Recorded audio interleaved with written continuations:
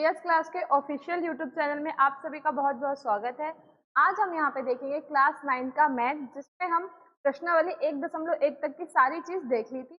आज हम यहाँ पे देखेंगे प्रश्नावली 1.2।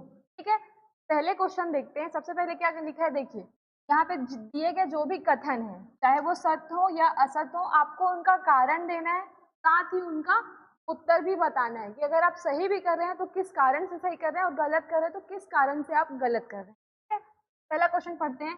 प्रत्येक अपरिमेय संख्या एक वास्तविक संख्या होती है। तो देखिए, सबसे पहले तो सही है, जो भी हमारे अपरिमेय संख्या होती है वो एक वास्तविक संख्या है। तो ये जो कथन है वो सबसे पहले तो सत्य है। अब सत्य क्यों है, इसका कारण मैं आपको बता देती हूँ। देखिए, ये हमारे क्या होते हैं, सबसे पहले हमारा क्या होगा, यहाँ पे संख्या होंगी, वास्तविक संख्या। ये आपकी वास्तविक संख्या होंगी। मैंने आपको पहले वीडियो में अपना बताया है कि कैसे होते हैं। अब वास्तविक संख्या के दो पार्ट होते हैं, इसमें इधर हमारे क्या आ जाएंगे, परिमेय संख्या, और इधर आ जाएंगे हमारे अपरिमेय संख्या, जो हमारा क्वेश्चन कह रहा है अपरिमेय। तो देखिए यहाँ पे लिखा है प्रत्येक अपरिमेय संख्या एक वास्तविक संख्या होती है। तो ये किसके पार्ट के अंदर आ रहा है, वास्तविक के अंदर ही हमारा आ रहा है अपरिमेय और परिमेय। ये वाला जो हमारा कथन है ये सत्य है। ठीक है, आगे देखते हैं, क्वेश्चन नंबर 2 देखते हैं, फर्स्ट का ही। देखिए क्या लिखा है, संख्या रेखा का प्रत्येक बिंदु, संख्या रेखा का प्रत्येक बिंदु। सबसे पहले संख्या रेखा की बात कर लेते हैं। तो देखिए संख्या रेखा होती है, इसमें हमको प्रत्येक बिंदु रूट एम के रूप में होता है, रूट एम के रूप में होता है। ठीक है, जहां एम को एक प्राकृतिक संख्या कहा जाता है, मतलब हम एम को क्या कह रहे हैं, प्राकृतिक संख्या कह रहे हैं, पहली बात। और प्राकृतिक संख्या क्या होती है, मैंने आपको बताया है, कहाँ से स्टार्ट होती है, हमारी 1 से स्टार्ट होती है, वो अनंत तक जाती है। ठीक, ये हमारी प्राकृतिक संख्या। अब इसमें देखिए संख्या रेखा में, मतलब बिंदु कह लीजिए, तो सबसे पहली बात तो ये जो कथन है हमारा वो असत्य हो जाएगा। क्या ये कथन हमारा गलत हो जाएगा, क्यों? क्योंकि देखिए हमारी जो नंबर लाइन रहती है या फिर रेखा संख्या रहती है, उसमें क्या होता है, 0 आता है, प्लस की वैल्यू रहती है हमारे पास +1 +2 +3, और इधर क्या होता है, -1 -2 -4। ठीक है, ऐसे करते करते संख्या दोनों साइड क्या होती है, अनंत तक जाती है। और यहाँ पे हमको क्या बता रहा है, प्राकृतिक संख्या होती है। तो प्राकृतिक संख्या तो कभी भी माइनस में नहीं जाती। ठीक है, इसलिए ये जो कथन है वो हमारा गलत हो जाएगा। ठीक, आगे देखते हैं, क्योंकि हमारे जो भी प्राकृतिक संख्या होती है वो 1 से तो होती है, उसमें 0 भी नहीं होता। ठीक है, और माइनस का नंबर हमको वहां पे नहीं मिलता, इसलिए ये कथन गलत हो जाएगा। आगे देखते हैं। अब देखिए इसमें हमको क्या देखना है, प्रत्येक वास्तविक संख्या, प्रत्येक वास्तविक संख्या एक अपरिमेय संख्या होती है। तो देखिए अभी मैंने आपको बताया, जो भी हमारे वास्तविक संख्या होती हैं उसके अंदर में क्या आता है, हमारा परिमेय संख्या आता है और अपरिमेय संख्या आता है। पहली बात, ये दोनों संख्या आती है, पर यहाँ पे हमारे स्टेटमेंट क्या कह रहा है कि प्रत्येक वास्तविक संख्या एक अपरिमेय संख्या होती है। तो वास्तविक संख्या के अंदर तो परिमेय संख्या भी आती है हमारी, और अपरिमेय संख्या भी आती है, इसलिए ये कथन क्या हो जाएगा, हमारा असत्य हो जाएगा, क्योंकि वास्तविक संख्या के अंदर सारे आते हैं, परिमेय संख्या के अंदर सारी चीज नहीं आती। ठीक है, इसलिए ये कथन असत्य हो जाएगा। आगे देखते हैं, क्वेश्चन नंबर 2 देखते हैं, प्रश्नावली 1.2 का। लिखा है क्या सभी धनात्मक, सबसे पहले आप यहाँ पे नोट कीजिएगा, क्या सभी धनात्मक पूर्णांक, मतलब ये प्लस की बात ही कर रहा है। ठीक है, के वर्गमूल अपरिमेय होते हैं, यदि नहीं तो एक ऐसी संख्या, यदि नहीं तो मतलब ये कथन असत्य होगा, एक ऐसी संख्या का वर्गमूल का उदाहरण दीजिए जो परिमेय संख्या भी होते हो। ठीक है, देखिए सबसे पहली बात तो हमारा जो ये कथन है ये असत्य है।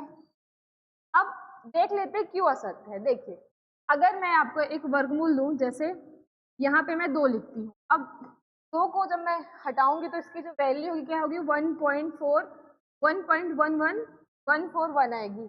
ठीक है, अगर मैं इसी को 3 में करूंगी तो 1.751 ऐसे करके कुछ होती है। अब देखिए यहाँ पे मैं 4 का वर्गमूल करूंगी तो 2 आ जाएगा, पहली बात। ठीक है, फिर यहीं पे मैं 9 का वर्गमूल करूंगी तो कितना आ जाएगा, 3 आ जाएगा। तो यहाँ पे देखिए ये हमारी क्या है, अपरिमेय संख्या है, ये भी अपरिमेय संख्या है। और ये हमारी परिमेय संख्या हो जाएगी और ये भी हमारी परिमेय संख्या हो जाएगी। तो यहाँ पे क्या बोल रहा है, एक धनात्मक, तो हमको सारे तो धनात्मक मिल रहे हैं, पर कोई भी इसमें देख क्या है, एक कोई परिमेय है और कोई अपरिमेय है, ठीक है। जैसे इसका आंसर हमारा ये हो जाएगा और ये भी हो जाएगा। आगे देखते हैं। अब यहाँ पे देखना दिखाया गया है कि संख्या रेखा, ठीक है, क्या है, संख्या रेखा में दिखाया गया है कि 5 रूट को हम किस प्रकार से निरूपित किया जा सकता है। सबसे पहले हमको देखना है कि 5 रूट की वैल्यू क्या है, उसे हम किस तरीके से रखते हैं। तो यहाँ पे हम समकोण ले लेते हैं, ठीक है। देखिए हम यहाँ पे क्या करते हैं, 90 डिग्री का एक कोण ले लेते हैं। अब सबको पता है कि 90 डिग्री की कोण वाली ये जो होती है इसे हम क्या कहते हैं, कर्ण कहते हैं, ठीक है। इसे हम क्या कहते हैं, आधार कहते हैं, और इसे हम लंब कहते हैं। तो यहाँ पे हम क्या करेंगे, अब हमको 5 रूट की वैल्यू लेके आना है। अब ऐसे तो लाएंगे नहीं, तो हम यहाँ पे पाइथागोरस प्रमेय का यूज करेंगे। तो उसका जो सूत्र होता है वो क्या आता है, कर्ण का स्क्वायर बराबर आधार का स्क्वायर प्लस लंब का स्क्वायर हो जाए, ठीक है। तो देखिए अगर मैं यहाँ पे आधार को, अभी हमको 2 ले लेते हैं क्योंकि हमको 5 रूट की वैल्यू लेके आनी है। अगर मैं आधार को 2 मान लूँ तो यहाँ पे मेरे को 2 का स्क्वायर करना पड़ेगा, और मैं लंब को क्या करती हूँ, 1 मान लेती हूँ, ठीक है। तो यहाँ पे भी मेरे को 1 का स्क्वायर करना पड़ेगा। अब ये दोनों को प्लस कर देती हूँ, कितना आएगा, 4 1। अब देखिए यहाँ पे हमको कर्ण का क्या है, उसको स्क्वायर है, ये दोनों को ऐड करूँ कितना हो जाएगा, 5 हो जाएगा।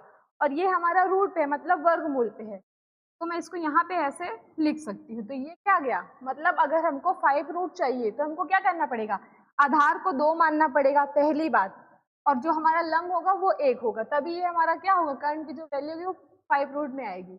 अब यहाँ पे बताया गया कि संख्या रेखा पे हमको देखना है। तो देखिए यहाँ पे मैं आपको संख्या रेखा पे भी दिखा दे रही हूँ। देखिए अगर मैं ये एक लाइन खींचती हूँ, ठीक है, ये आपकी एक लाइन हो गई जिसे हम नंबर रेखा, संख्या रेखा जो भी कह रहे हैं, ठीक। अब देखिए आपको पता है कि क्या होता है, 0 होता है, इधर हमारा 1 जाएगा और इधर माइनस की वैल्यू जाती है, ये आपको अच्छे से पता है। अब ये दोनों के बीच में एक एक चाप काट रही हूँ, ठीक है। आप राउंडर ये स्केल से इसका या फिर चांदे से प्रयोग कीजिएगा। ये 1 2 3 4 और ये 5। अब देखिए हमने आधार क्या माना है, 2 माना है, ठीक है। तो हम आधार से यहाँ पे क्या करेंगे, चांदा रखेंगे और यहाँ से 90 डिग्री तक एक लाइन खींचेंगे, ठीक। ये मैंने कर दिया। फिर हमको कहाँ तक जाना है, 1 डिग्री तक जाना है। अब देखिए यहाँ पे क्या है, 0 है और 5 डिग्री है। अब हम इसको एक एक ले रहे हैं, तो सबसे पहले तो हम यहाँ से यहाँ तक का चाप काटेंगे। फिर ये हम जो O है, मतलब यहाँ पे हम क्या कर रहे हैं, 2 में क्या कर रहे हैं, उसको रख रहे हैं क्योंकि उसको आधार माने, तो हम इसे क्या कहेंगे, आप इसे O भी कह लीजिए, B कह लीजिए, बिंदु, ये जो आप इसे नाम देना चाहते हैं, ठीक है। फिर देखिए यहाँ से ये क्या है, 1 डिग्री तक चाप है, तो यहाँ से ये कटेगा, ठीक है। तो ये हमारा क्या बन जाएगा, इस तरीके से हम इसे नंबर रेखा में दर्शाएंगे। जहाँ पे हमारा 2 है, मतलब जिसको हमने आधार माना, उसे हम क्या लिखेंगे, 5 √5 लिखेंगे, ठीक है। ये सारी चीज आपको समझ में आई। ये क्वेश्चन देख लीजिए इस तरीके से ये सॉल्व होगा। ये मैंने आपको उसका बेसिक बता दिया, और ये आप नंबर लाइन पे कैसे दर्शा के करेंगे वो मैंने बता दिया। आगे देखते हैं। अब देखिए ये जो एक प्रश्न है आपके बुक में, वो आपको अपने अकॉर्डिंग करना है, ठीक है। पर वो जो जैसे सॉल्व होगा वो 3rd क्वेश्चन के अकॉर्डिंग होगा। इसमें आपको 4 से 5 90 डिग्री का कोण बनाना पड़ेगा, अलग अलग तरीके से काटना है आपको चांदा और राउंडर का प्रयोग करके, ठीक है। ये यहाँ तक की वीडियो आपको समझ में आई तो कमेंट बॉक्स में कमेंट कर दीजिएगा, और कोई भी अगर डाउट होगा तो भी आप कमेंट बॉक्स में कमेंट कर सकते हैं। यहाँ तक की वीडियो पसंद है, ज़्यादा से ज़्यादा लाइक शेयर एंड सब्सक्राइब कीजिएगा। Thank you.